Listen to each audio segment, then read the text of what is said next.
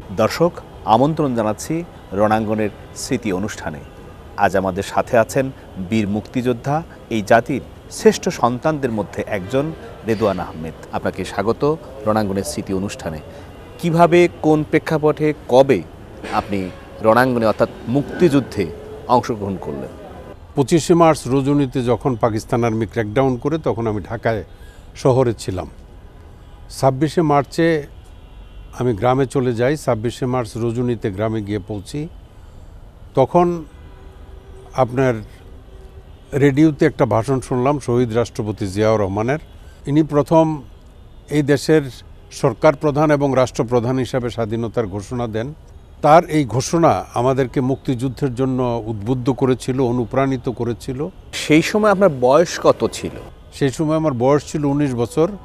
তো সবাইকে সংগঠিত করে, যেহেতু ছাত্র রাজনীতির সাথে জড়িত ছিলাম, তারপরে আমরা কয়েকজন বন্ধু মিলে সিদ্ধান্ত নিলাম যে আমরা ভারতে গিয়ে প্রশিক্ষণ নেব এবং মুক্তিযুদ্ধে অংশগ্রহণ করব। সেই বন্ধুদের যদি দুই একজনের নাম আপনি বলতে পারেন, যদি আপনার স্মরণে থাকে। আবুল কাশেম, সিদ্দিকুর রহমান, আবুল হাশেম, তারপরে শহীদুল ইসলাম। তো আমরা 7 জন মতিনগর ক্যাম্পে গেলাম। ওইখানে তখন পরবর্তী সময়ে সেক্টর কমান্ডার ছিলেন মেজর হায়দার। ওনাদের এখানে গেলাম, যোগদান করলাম। তো পালাটানাতে আসলেই তো তেমন থাকার কোনো ব্যবস্থা ছিল না, তাঁবু ছিল, গোসল করার জায়গা নাই। তারপরে আপনার জোকে ধরে ওই রকম অবস্থাতে সপ্তাহ 10 দিন পরে আমি আপনার প্রাথমিক যে ট্রেনিং, ওই ট্রেনিংটা ছিল আপনার HE-36 হ্যান্ড গ্রেনেডের প্রশিক্ষণ। গ্রেনেড মারা পর্যন্ত প্রশিক্ষণ নিয়ে একদিন তার কাছ থেকে ছুটি নিয়ে উদয়পুরে গেলাম। এরপরে আপনার মে মাস মোটামুটিভাবে চলে যাবে। মে মাসের শেষের দিকে, জুন মাসের প্রথম দিকে আইসা ওইখানে আমাদের ছাত্রদের ভিতর থেকে 121 জনের ক্যাপ্টেন সুজাত আলী সিলেক্ট করলেন, আমাদেরকে উচ্চতর ট্রেনিংয়ে পাঠাবেন। এবং তখন আমার নেতৃত্বে উচ্চতর ট্রেনিংয়ে পাঠাইলো আপনার মেঘালয়ে 2nd জাট ব্যাটালিয়নের সাথে। তো 2nd জাট ব্যাটালিয়নের সাথে আমরা অস্ত্রের ট্রেনিং নিলাম। তখন আমরা খবর পাইলাম যে তেল ঢালাতে, মানে তুরাতে, মেঘালয়ে আমাদের থেকে অল্প একটু জায়গা, মানে 20-30 মাইল হবে, 18 রাজপুতের যে ব্যাটালিয়ন হেডকোয়ার্টার ছিল ওইখান থেকে জেট ফোর্সের হেডকোয়ার্টার আছে। তো ওইখানে গেলাম। ওইখানে গিয়ে তখন মেজর হাফিজ, তখন ক্যাপ্টেন হাফিজ ছিলেন, তো মেজর হাফিজ আমাদেরকে পাঠাইলেন জেট ফোর্সের ব্রিগেড হেডকোয়ার্টারে। আপনার সেটাও কাছাকাছি, তুরাতেই আপনার তেলঢালায়। ক্যাপ্টেন অলি আহমেদ বীর বিক্রম, যিনি আজকে KLDPর সভাপতি, কর্নেল অলি আহমেদ বীর বিক্রম, তো ওনার এখানে গেলাম। তারপরে আমাদের ওই কোম্পানিকে 121 জনকে 3টা ভাগে ভাগ করে দিল। তো আমাদের যে প্ল্যাটুনটা, আমার নেতৃত্বে স্টুডেন্ট প্ল্যাটুনটা রাখলো কর্নেল অলির সাথে। পুরা নভেম্বর মাস আমরা ওই সিলেট সেক্টরেই যুদ্ধরত ছিলাম। একদিন ভোরবেলা তো আমরা সারা রাত ওই পাকিস্তানিরা আমাদের উপরে শেলিং করছে, বিশেষ করে এই শেষ রাত্রের থেকে সকাল পর্যন্ত। এরপরে ভোরবেলায় আমরা শুনলাম যে আমাদের বেশ কয়েকজন হতাহত হয়েছে। তার মধ্যে ক্যাপ্টেন মাহবুবও বাংকারের উপরে বসে পুরি খাইতেছিল। ওনার উপরেও একটা 3 ইঞ্চ মোটার শেল আইসা পড়ার পরে ওনার জাস্ট স্কেলিটনটা ছিল। সিলেটের অনেকগুলো এলাকায় আপনি আপনার রণাঙ্গনের সেসব স্মৃতির কথা বললেন। তো বাংলাদেশ স্বাধীন হয়েছে 16 ডিসেম্বর আনুষ্ঠানিকভাবে, কিন্তু সিলেট স্বাধীন হয়েছে 14 ডিসেম্বর। তো স্বাধীনতার পর আপনি তার যে উদ্দেশ্য নিয়ে, যে লক্ষ্য নিয়ে, সেটা প্রথম দিকে আপনি কেমন দেখছিলেন, বিশেষ করে 71 সাল, 72 সাল থেকে? সাম্য, মানবিক মর্যাদা এবং সামাজিক ন্যায় বিচার, যেই 3টা জিনিসের উপর ভিত্তি করে আমাদের দেশটা স্বাধীন হয়েছে বা গণতন্ত্র প্রতিষ্ঠিত হবে, এই মূল লক্ষ্য ছিল সেটা। বঙ্গবন্ধু শেখ মুজিবুর রহমান একজন নেতা ছিলেন। তবে আমি এইটুকু বলি, এটার সম্পূর্ণ কৃতিত্ব যদি আওয়ামী লীগকে দেওয়া হয় সেটা ভুল করা হবে। আপনি যদি দেখেন 7 জন বীরশ্রেষ্ঠ, এদের মধ্যে কোনো আওয়ামী লীগের নেতা নাই। 64 জন বীর উত্তম, এদের মধ্যে আওয়ামী লীগের নেতা নাই। বা আপনার এই যে 30 লক্ষ মা বোনের রক্তের বিনিময়ে দেশ স্বাধীন হয়েছে, এখানে কোনো উল্লেখযোগ্য আওয়ামী লীগের নেতার নাম আপনি পাবেন না। বা যারা যুদ্ধে অংশগ্রহণ করছে, এরকম বিশাল রণক্ষেত্রে কোনো বড় ভূমিকা রাখছে, এরকম কাউকে কোনো কিছু পাবেন না। তবে আমরা যারা মুক্তিযোদ্ধা যুদ্ধকালীন সময় থেকে দেখছি, এবং আপনার ওই থিয়েটার রোডে কারা কারা সেই দিন আমোদ ফুর্তি নিয়ে ব্যস্ত ছিল, কারা কিভাবে যুদ্ধে অংশগ্রহণ করছে, তাদের ইতিহাস আসলে প্রকৃত ইতিহাস থেকে সেটা পাওয়া যায়। বাংলাদেশের প্রথম মুক্তিযোদ্ধা মন্ত্রণালয় প্রতিষ্ঠিত হলো এবং সেই মন্ত্রণালয়ে একজন প্রথম মন্ত্রী হিসেবে আপনি দায়িত্ব পালন করেছেন। তখন মুক্তিযুদ্ধের ইতিহাস, মুক্তিযোদ্ধাদের তালিকা এসব আপনি কীভাবে পেয়েছিলেন এবং তার কতটুকু আপনি তাদের জন্য কল্যাণ বা তাদের জন্য কী করতে পেরেছিলেন? দেখেন, মুক্তিযুদ্ধ বিষয়ক মন্ত্রণালয়টা একটা নতুন মন্ত্রণালয়।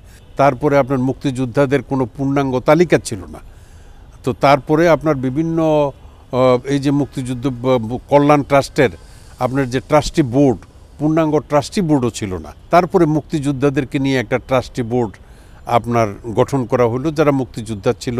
এইভাবে আস্তে ধীরে মন্ত্রণালয়টার কার্যক্রমগুলা আমি চালাইতে শুরু করলাম। এই মুক্তিযুদ্ধ বিষয়ক মন্ত্রণালয়ের আওতায় তখন আমরা বিভিন্ন আইন প্রণয়ন করছি এবং মুক্তিযোদ্ধাদের তালিকা করার ব্যাপারে তখন বিভিন্ন জন থেকে সাজেশন নিয়ে আমি পাইলাম যে ইস্ট বেঙ্গল রেজিমেন্টাল সেন্টার যে চট্টগ্রামে আছে, ওইখানে একজন অফিসার কমান্ড্যান্ট হিসেবে ট্রান্সফার হয়েছিল ব্রিগেডিয়ার মোহাম্মদ আলী। পরবর্তী সময়ে তার পোস্ট একটু মেজর জেনারেলও করা হয়েছে।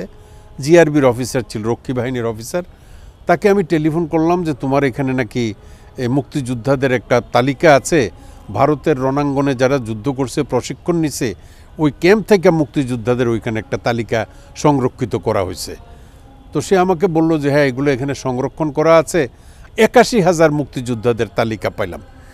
হ্যাঁ, এবং এরা প্রকৃত মুক্তিযোদ্ধা, এতে কোনো সন্দেহ নাই।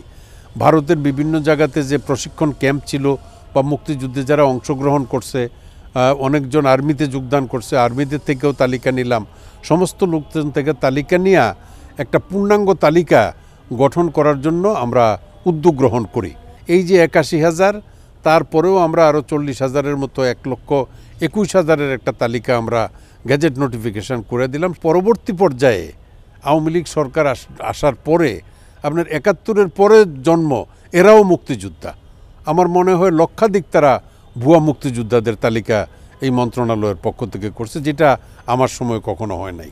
১৯ বছরের রেদওয়ান আহমেদ এখন ৭৩ বছরের পার করতে চলেছেন। মুক্তিযুদ্ধে অর্থাৎ দেশ স্বাধীনেরও ৫৪ বছর পূর্তি হতে যাচ্ছে আগামী ১৬ই ডিসেম্বর। কেমন লাগে বাংলাদেশের এই ৫৪ বছর পরে এখন যে বাংলাদেশ চলছে, অর্থাৎ যে ধরনের যে প্রত্যাশা নিয়ে মুক্তিযুদ্ধ করেছিলেন, সেই মুক্তিযুদ্ধের আকাঙ্ক্ষা কতটুকু বাস্তবায়ন হলো? যেই জন্য আমরা দেশটাকে স্বাধীন করলাম, সেই স্বাধীনতার স্বাদ কিন্তু আসলে মানুষকে আমরা দিতে পারি নাই। কারণ ৭৩-এ একটা নির্বাচন হয়েছে, ওইটাও একতরফা নির্বাচন হয়েছে। সেই নির্বাচনটাও শেখ সাহেব জীবিত ছিলেন, কিন্তু যথাযথ সঠিকভাবে সেই নির্বাচনটাও তিনি করতে পারেন নাই। সিলমারার ঘটনাদি তখন থেকেই মূলত শুরু হয়েছে। এবং আমার পাশের উপজেলা, পাশের নির্বাচনী এলাকা দাউদকান্দি, রশিদ ইঞ্জিনিয়ারে হটাইয়া মুস্তাকরে কীভাবে জিতানো হয়েছে, এটা কিন্তু জাতীয় ইতিহাসে অনেকেই যারা ওই সময়ের লোক তারা জানেন বা পরবর্তী সময়ে শুনছেন। তো আমরা যে সাম্য মানবিক মর্যাদা এবং কি বলে সামাজিক ন্যায় বিচার প্রতিষ্ঠার জন্য যেই দেশ স্বাধীন করছি, গণতন্ত্রের জন্য যে দেশ স্বাধীন করছি, সেই গণতন্ত্রটা জিয়াউর রহমানের সময় ১৯৭৯-তে প্রতিষ্ঠিত ছিল। আমি ওই সময়েরও একজন কনিষ্ঠতম সংসদ সদস্যদের ভিতরে একজন। কিন্তু ২০০৮-এর পরে শেখ হাসিনা ক্ষমতায় আসার পর দীর্ঘ ১৫-১৬ বৎসর আসলে মানুষের কোনো কথা বলার সুযোগ ছিল না। মানুষ কথা বলতে পারত না।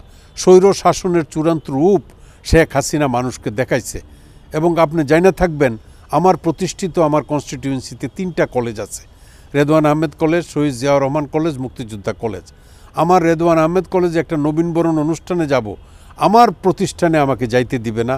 আমার উপরে ৩-৪০০ ছেলে পেলে অস্ত্রশস্ত্র নিয়ে আক্রমণ করে, এবং আমি নিজে পিস্তল দিয়া গুলি করে আত্মরক্ষা করতে সক্ষম হই এবং থানায় গিয়া আশ্রয় গ্রহণ করি।